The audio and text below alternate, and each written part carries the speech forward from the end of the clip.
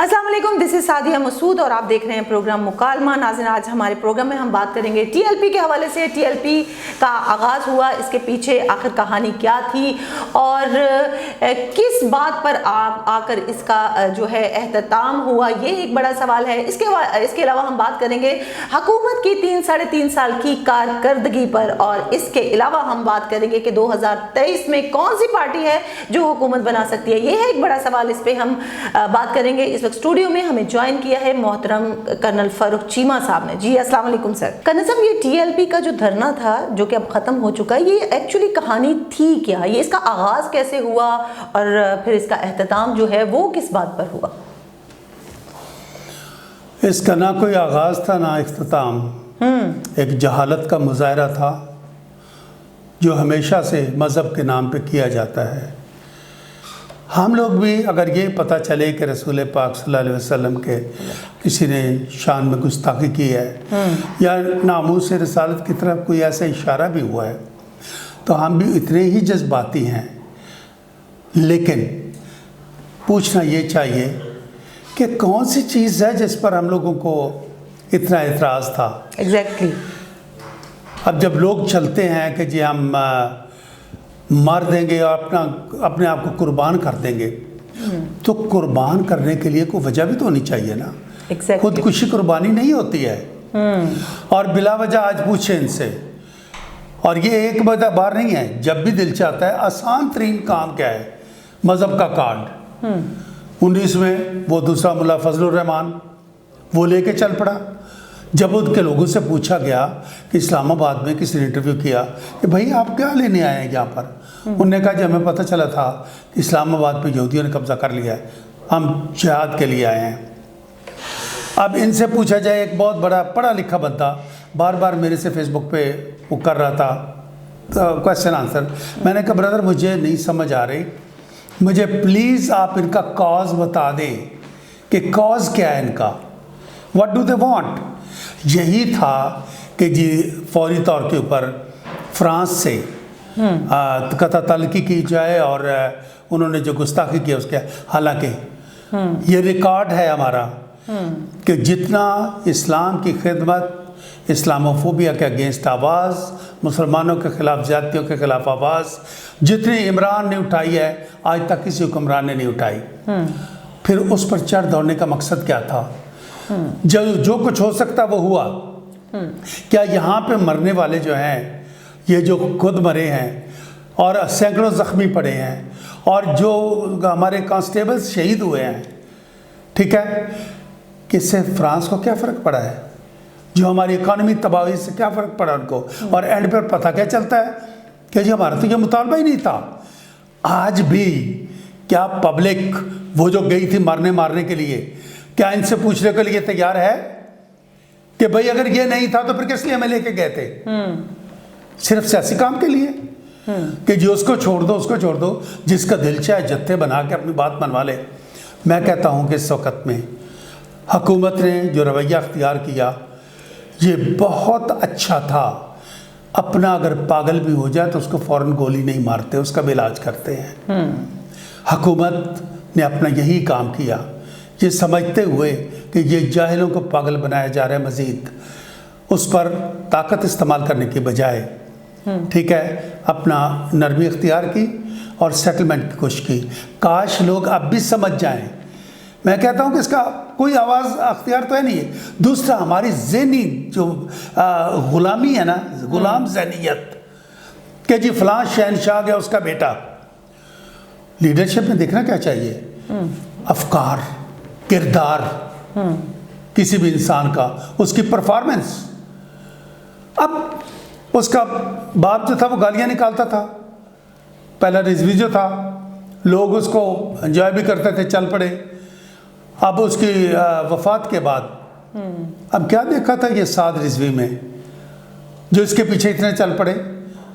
तो असल बात क्या है कि ये जहालत है जिसको मज़हब के नाम पर लोग इस्तेमाल करते हैं। ठीक सर, इमरान खान साहब की 3-3.5 साल की कारकर्दगी के हवाले से अगर आप बात करें तो आप कितना सेटिस्फाई हैं, जबकि उन्हें सामना रहा है इस किस्म की कई बार सिचुएशन का? کبھی اپوزیشن کھڑی ہو جاتی ہے تو کبھی مذہبی جماعت کھڑی ہو جاتی ہے. دیکھیں عمران کے جو بیسک بنیادی طور پہ جو پرابلم آیا ہے نا اس میں سب سے بڑا پرابلم یہ آیا کہ جو اس کا افکار تھے یا جو وہ لے کے مشن چلا تھا اس کے لیے اس کے پاس انفلوئنشل لوگ موجود نہیں تھے. انفلوئنشل لوگ جو تھے وہ سارے کے سارے اسٹیٹس کو قیامی پریویس تھے, وہ ہر حکومت میں فٹ ہوتے چلے آئے. ایک تو ان سے لینا پڑا, دوسرا لوگوں میں یہ جو ایک شعور پیدا کرنا تھا وہ بھی پیدا نہیں ہو سکا.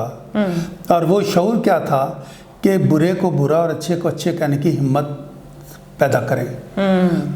ہوتا کیا ہے کہ ہر کسی بھی جگہ سے بات کرنے کے لیے اپنی اوپینین دینے سے پہلے آپ اور میں اب کوئی ڈسکشن کرتے ہیں نا, پہلے آپ ایک گروپ کے پیچھے کھڑے ہو جاتے ہیں, میں دوسرے کے پیچھے.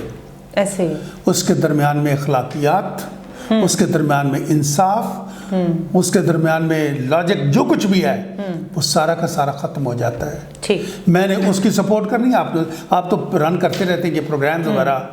آپ دیکھیں جو آیا, جس پارٹی کا آیا نا, اس نے نہیں کہنا کہ ہمارے میں بھی انسان ہے نا, کوئی غلطی بھی ہو سکتی ہے. ایگزیکٹلی. ٹھیک ہے, اس نے اپنوں کو فرشتہ اور دوسروں کو شیطان ثابت کرنا ہے. پہلا عمران کا پرابلم یہ آیا. اور پھر دوسری بات یہ ہوئی کہ جو سارا سسٹم چل رہا تھا, میں اسے کمپرومائزڈ سوسائٹی کہتا ہوں. کمپرومائز سوسائٹی, چھوٹا بڑا ہر آدمی جہاں جہاں دا لگتا ہے اس کو پروویژن ہے, اتنی اس کو اجازت ہے.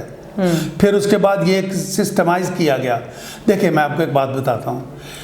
1947 میں بابا نے جو تقریر کی تھی 11 سپٹمبر کو, انہوں نے یہ کہا تھا کہ آپ کو یہ معاملہ درپیش آئے گا, ایک تو جو اپنا برائبری اور دوسرا نیپوٹزم, یعنی رشوت اور اقربا پروری. بابا اتنے معصوم تھے کہ ان کی نظر میں یہی کرپشن تھی. انہیں نہیں معلوم تھا کہ ہمارے میں کتنا پوٹینشیل ہے کرپشن کا. ہم نے اس کو انسٹیٹیوشنلائز کرنے کی کوشش کی, اس کو گروپ میں لے آئے, اس کو اوپر لے کے ہم نے اس کو ایک بنا لیا, سسٹم بنا لیا, اور اس کو ہم نے سسٹم کا نام دیا بجائے کرپشن کا نام دینے کے. وی کال اٹ کرپشن. کرپشن میں بھی یہ ہوا کہ طبقات تھے. اگر بیوروکریسی کرتی تھی تو کہیں کچھ نہ کچھ گر جاتا تھا, پکڑا جاتا تھا. اگر وہ کیا ہوتا تھا کہ انڈسٹریلسٹ کرتے تھے یا پیسے والے کرتے تھے, کچھ نہ کچھ وٹ ایور از دیئر, تو وہ کیا ہوتا تھا کہ وہ کہیں نہ کہیں ان میں پرابلم پیدا ہوتا تھا, اور ایک عام آدمی بھی اس کو دیکھ سکتا تھا کچھ نہ کچھ. لیکن اس کے بعد کیا ہوا کہ یہ ساتھ مل گئے, انہوں نے ان کو بھی کمفرٹیبل کر دیا. اور اب میں آپ کو کہتا ہوں کہ اب آپ کے ملک میں کرپشن چھوٹا ورڈ ہے, ایک سیگمنٹ ہے. اصل پرابلم جو بڑا ہے نا وہ ہے کمپرومائز. ٹھیک ہے, کمپرومائز آپ کا P M to president compromised ہے. یعنی آپ کو میں ہائیسٹ اس کی میں باقاعدہ اس کی ایک تھیوری ہے میرے نزدیک کہ پبلک کا جو ہے, اس کا جو ہے اپنا کمپرومائز, اس میں نے لکھا ہے کہ کرپشن جمع طاقتور کی بے حسی, جمع کمزور کی بے بسی, ضرب تسلیم از اکول ٹو کمپرومائز. یہ ہے آپ کی سوسائٹی آج, اور اس سوسائٹی کو جب تک تسلیم کو نہیں توڑا جائے گا یہ نہیں ٹوٹے گی, جتنے مرضی ریفارمز لے آئیں. دوسرا عمران کو جو پرابلم آیا وہ یہ تھا کہ انپریسیڈنٹڈ کرونا, یو نو, یہ جو تھا کرونا, جو اس کا پرابلم آیا وہ ایک بہت سارا ایک چیلنج یہ تھا کہ کس طریقے سے بچا کے ملک کو لے کے چلتے رہنا ہے. ٹھیک ہے جی, اور اللہ کے فضل و کرم سے اس میں بھی ہم بہتر گئے. تیسرا یہ پرابلم تھا جس کو ہم نہیں پہچانتے, ہم ان چیزوں کو نہیں پہچانتے, نہ اچھی والی چیزوں کو ہم نہیں دیکھتے کہ ہمارے منہ پہ 15 سال سے ہم ایک بیٹل جنگ لڑ رہے تھے. ٹھیک ہے, ہمارے ہی بندے شہید ہو رہے تھے, 70-75 ہزار ہو گیا, اور ہم لوگوں پر ہی دہشت گردی کا لیبل تھا. یہ اس حکومت کے دوران وہ لیبل بدل کے ہندوستان کے منہ پہ لگایا گیا. ہندوستان کو یہ سارا کا سارا انٹرنیشنلی، یعنی انٹرنیشنل جو ہماری ایڈوانٹیج ہے اس کو بھی ہم نے تہوبالا کرنے کی کوشش کی ہے، اس لیے کہ ہم پہلے سے زیادہ خوش تھے اس لحاظ سے۔ اسی طریقے سے یہ اسلامو فوبیا کے خلاف میں آپ کو بات کر رہا ہوں اس کا، یا ایک کامن مین کا جو انٹرسٹ ہوتا ہے، کامن مین کا، کہ وہاں تک پہنچے، ٹھیک ہے۔ اب یہ ساری چیزیں جو آج وہ دے رہے ہیں، اپنا ریلیف پیکیجز، جو ایک عام آدمی کو احساس پروگرام ہے، عام آدمی کے جو انشورنس ہے، جو ہیلتھ کارڈ ہے، یہ جو لکھنے والے بولنے والے اوپر والے ہیں ان کو میٹر نہیں کرتا، لہٰذا اس کو انہوں نے چھوڑا، ٹھیک ہے۔ لیکن وہ اس کو یاد رکھتے ہیں کہ جی وہ اورنج ٹرین کھڑی کر دی جس کے 15-13 ارب روپے پروبیبلی سالانہ ہم نے اس کا ادا کرنا ہے، ٹھیک ہے، اور اگلے 12-15 سال تک، جس کا کوئی فائدہ نہیں۔ ان چیزوں کو لوگ دیکھتے ہیں لیکن اصل چیز کو نہیں دیکھتے۔ یہ at this time I would say کہ جو عمران کی ٹیم بنی، ٹیم میں اب کہاں سے باہر سے لاتے، بہت سارے لوگ وہی شامل ہوئے جا رہے کے ساتھ شامل ہوتے تھے، اور یہ کمپرومائز کا کمال ہے۔ فلاں چور ہے جی، لیکن نہیں جی ہم تو حکومت گرانے کی طرف چلے جائیں گے اگر ہمارا چور نہیں آپ منسٹر بنائیں۔ ٹھیک ہے، بہت بہت شکریہ جناب پروگرام کا حصہ بننے کے لیے۔ آج کے لیے اتنا ہی، کل دوبارہ ملاقات ہوگی، اپنا خیال رکھیے گا، اللہ حافظ۔